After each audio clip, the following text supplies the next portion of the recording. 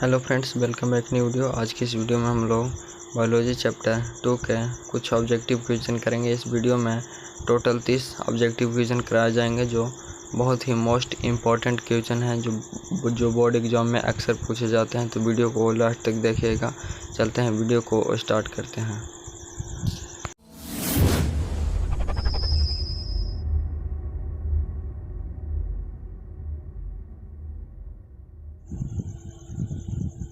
आज हम लोग चैप्टर 2 के ऑब्जेक्टिव क्वेश्चन करेंगे। तो चलते हैं, शुरू करते हैं। पहला क्वेश्चन है, हार्मोन स्रावित होता है। हार्मोन स्रावित होता है तो हार्मोन्स कहाँ से स्रावित होता है? तो इसका आंसर देख लेते हैं।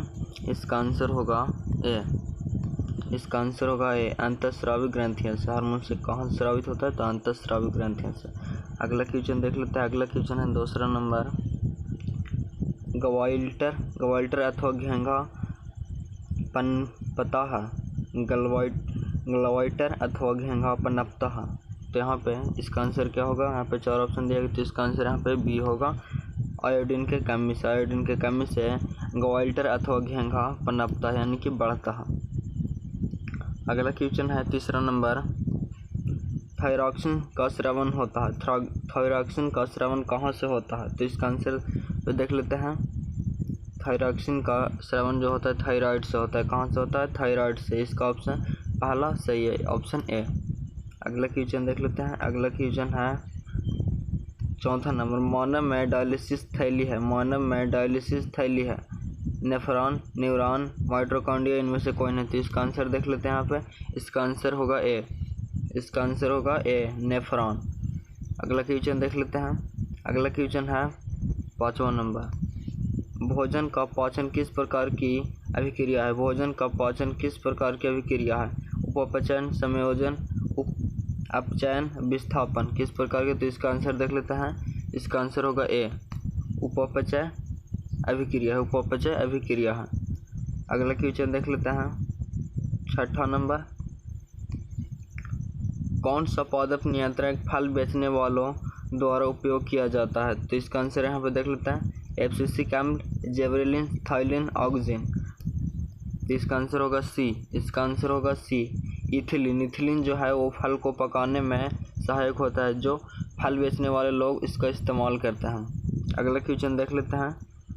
अगर आपको किसी भी क्वेश्चन का आंसर पहले से पता हो तो कमेंट करें। अगला क्वेश्चन है 7वां नंबर, वह संरचना जो उद्दीपन की पहचान कराती है क्या कहलाती है? ग्राही, प्रभास, उत्तरदायित्व, बेचैनी। इसका आंसर होगा ए। इसका आंसर होगा ए, ग्राही कहलाती है। क्या कहलाती है? तो ग्राही। अगला क्वेश्चन देख लेते हैं। 8वां नंबर, निम्नलिखित में से कौन सी एक अंतःस्रावी और बाह्यस्रावी ग्रंथियों दोनों प्रकार की होती है? निम्नलिखित में से कौन सी एक अंतःस्रावी और बाह्यस्रावी ग्रंथियां दोनों प्रकार की होती है? तो इसका आंसर देख लेते हैं। इसका आंसर होगा ए। इसका आंसर होगा ए, आग्नेयाशय। ऑप्शन नंबर ए, पहला। अगला क्वेश्चन है 9वां नंबर, कौन सी अंतःस्रावी ग्रंथियां वृक्क के दोनों ओर ऊपर स्थित होती है? कौन सी अंतःस्रावी ग्रंथियां वृक्क के दोनों ओर ऊपर स्थित होती है? तो इसका आंसर देख लेते हैं। पिट्यूटरी, अग्न्याशय, एडिनल कौन सी ग्रंथि होती है? तो इसका आंसर होगा डी, एडिनल ग्रंथि। एडिनल ग्रंथि। अगला क्वेश्चन देख लेते हैं। 10वां क्वेश्चन है, जीवों में ध्वनि ग्रहण करने के लिए संवेदी अंग है। जीवों में ध्वनि ग्रहण करने के लिए संवेदी अंग है। प्रकाशग्राही, घ्राणग्राही, श्रवणग्राही, स्पर्शग्राही। कौन सा है? तो इसका आंसर देख लेते हैं। इसका आंसर होगा सी, श्रवणग्राही। श्रवणग्राही। अगला क्वेश्चन देख लेते हैं। अगला क्वेश्चन है 11 नंबर, वृक्क के ऊपर स्थित अंतःस्रावी ग्रंथियां हैं। वृक्क के ऊपर स्थित अंतःस्रावी ग्रंथियां, पीयूसी ग्रंथि, पिनियल ग्रंथि, अधिवृक्क ग्रंथि या नॉनफोर्डोज।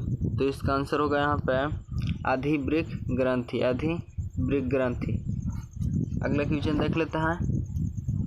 अगला क्वेश्चन है यहाँ पे 13 नंबर,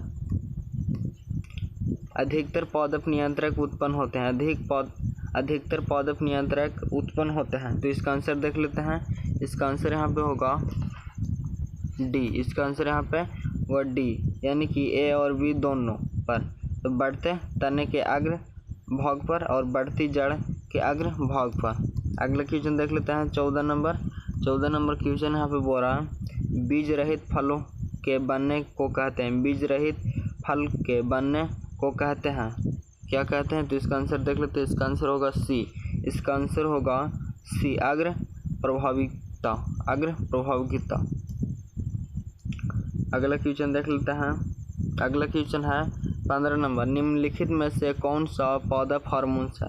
निम्नलिखित में से कौन सा पादप हार्मोन्स है? तो इसका आंसर देख लेते हैं। Insulin, thyroxine, etcetera, cytokinin. तो यहाँ पे इसका आंसर होगा option number D, cytokinin. Cytokinin जो है पादप हार्मोन्स है। अगला क्वेश्चन है 17 नंबर, दो तंत्रिका कोशिका के मध्य खाली स्थान को कहते हैं। दो तंत्रिका कोशिका के मध्य खाली स्थान को कहते हैं, क्या कहते हैं? दुमिका, सिनेटिक दरार, एक्सॉन, आवेग। क्या कहता है? तो इसका आंसर देख लेते हैं। इसका आंसर होगा बी। इसका आंसर होगा बी, सिनेटिक दरार जिसे सिनेप्स भी कहते हैं। अगला क्वेश्चन है 18 नंबर क्वेश्चन यहाँ पे बोल रहा है मस्तिष्क उत्तरदायी है सोचने के लिए, हृदय स्पंदन के लिए, शरीर के संतुलन बनाने के लिए, इनमें से सभी। तो इसका आंसर ऑप्शन नंबर डी होगा, इनमें से सभी के लिए मस्तिष्क उत्तरदायी तो है। अगला क्वेश्चन देख लेते हैं 19 नंबर क्वेश्चन, बहुकोषीय जीवों में निम्न में से किस प्रकार का समन्वय पाया जाता है? बहुकोषीय जीवों में निम्न में से किस प्रकार का समन्वय पाया जाता है? रासायनिक समन्वय, तंत्रिका समन्वय, उपयुक्त दोनों, इनमें से कोई नहीं। तो इसका आंसर देख लेते हैं। इसका आंसर होगा सी, ऑप्शन नंबर सी, यानी कि रासायनिक और तंत्रिका समन्वय दोनों पाए जाते हैं बहुकोषीय जीवों में। अगला क्वेश्चन है 20 नंबर, तंत्रिका कोशिकाएं कितने प्रकार की होती है? तंत्रिका कोशिकाएं कितने प्रकार की होती है? 1 प्रकार के, 2 प्रकार के, 3 प्रकार के, 4 प्रकार के। तो इसका आंसर देख लेते हैं यहाँ पे। इसका आंसर होगा ऑप्शन नंबर सी, 3 प्रकार के। कितने प्रकार के? 3 प्रकार के। अगला क्वेश्चन देख लेते हैं 21 नंबर क्वेश्चन, प्रतिवर्ती चाप कहाँ बनते हैं? प्रतिवर्ती चाप कहाँ बनते हैं? मेरुरज्जु, मस्तिष्क में, पेशी ऊतक में, इनमें से कोई नहीं। तो इसका आंसर देख लेते हैं यहाँ पर। इसका आंसर होगा ए, मेरी रज्जु में। कहाँ? मेरी रज्जु में। अगला क्वेश्चन देखते हैं 22 नंबर क्वेश्चन, शरीर की प्रधान नियंत्रक ग्रंथि किसे कहा जाता है? शरीर के प्रधान नियंत्रक ग्रंथि किसे कहा जाता है? तो इसका आंसर यहाँ पे देख लेते हैं। जनन ग्रंथि को, पीयूसी ग्रंथि को, थायराइड ग्रंथि को, इनमें से कोई नहीं। तो इसका आंसर यहाँ पे होगा बी, ऑप्शन नंबर बी, पीयूसी ग्रंथि को, पीयूसी ग्रंथि जो है उसे शरीर का प्रधान नियंत्रक ग्रंथि कहा जाता है। अगला क्वेश्चन है 23 नंबर, अंतःस्रावी ग्रंथियाँ होती है नालिका विहीन, नालिका युक्त, दोनों, इनमें से कोई नहीं। तो इसका आंसर यहाँ पे देख लेते हैं। पहला इसका होगा नालिका विहीन, इसमें नालिका नहीं होती है अंतःस्रावी ग्रंथियों में। अगला क्वेश्चन है 25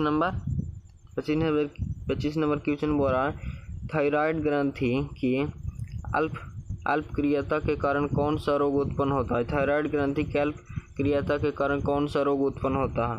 तो इसका आंसर यहाँ पे देख लेते हैं। इसका आंसर होगा ऑप्शन नंबर डी, यानी कि ये सभी जो रोग का नाम दिया गया है सभी रोग होता है इस थायराइड ग्रंथि के अल्पक्रियता के कारण। अगला क्वेश्चन देख लेते हैं 26 नंबर क्वेश्चन है, अग्न्याशय द्वारा निम्न में से कौन सा हार्मोन स्रावित होता है? अग्न्याशय द्वारा निम्न में से कौन सा हार्मोन स्रावित होता है? इंसुलिन, ग्लूकागॉन, इन दोनों, इनमें से कोई नहीं। तो इसका आंसर यहाँ पे होगा सी, ऑप्शन नंबर सी, यानी कि दोनों, ए बी दोनों, इंसुलिन और ग्लूकागॉन। अगला क्वेश्चन देखते हैं। अगला क्वेश्चन है 27 नंबर, पत्तियों का मुरझाना किस पादप हार्मोन के कारण संभव हो पाता है? जिबरेलिन्स के कारण, साइटोकाइनिन के कारण, एफसीसी के कारण, ये सभी सही है, यानी कि सभी सही। तो इसका आंसर होगा ऑप्शन नंबर सी, एब्सिसिक अम्ल के कारण। अगला क्वेश्चन है 28 नंबर क्वेश्चन है बोरा, स्रावित होने वाले हार्मोन्स का समय और मात्रा किस क्रियाविधि द्वारा नियंत्रित की जाती है? तो इसका आंसर यहाँ पे स्रावन, परिशोधन, अनुक्रिया पुनर्भरण। तो इसका आंसर यहाँ पे होगा डी, ऑप्शन नंबर डी। पुनर्भरण क्रिया द्वारा स्रावित होने वाले हार्मोन्स का समय और मात्रा क्रिया का नियंत्रण किया जा सकता है। अगला क्वेश्चन है 29 नंबर। 29 नंबर क्वेश्चन बोल रहा है जड़ का अधोगामी वृद्धि है। जड़ का अधोगामी वृद्धि है। प्रकाश अनुवर्तन, गुरुत्वानुवर्तन, जलानुवर्तन, रासायनिक अनुवर्तन। तो यहाँ पे इसका आंसर होगा ऑप्शन नंबर बी, गुरुत्वानुवर्तन जड़ का अगला क्वेश्चन है 30 नंबर। 30 नंबर क्वेश्चन यहाँ पे पूछ रहा है पॉन्स मेडुला और मस्तिष्क। पॉन्स मेडुला और अनुमस्तिष्क अग्र मस्तिष्क के हिस्सा है, मध्य मस्तिष्क के हिस्सा, पश्चिम मस्तिष्क के हिस्सा, प्रमस्तिष्क के हिस्सा। किसका हिस्सा है? तो यहाँ पे ऑप्शन नंबर सी सही है। ऑप्शन नंबर सी सही है। पश्चिम मस्तिष्क के हिस्सा है तीनों। अगला क्वेश्चन देख लेते हैं। अगला क्वेश्चन है 31 नंबर। निम्न में से कौन सी अनैच्छिक क्रिया नहीं है? निम्न में से कौन सी अनैच्छिक क्रिया नहीं है? तो इसका आंसर होगा ऑप्शन नंबर बी,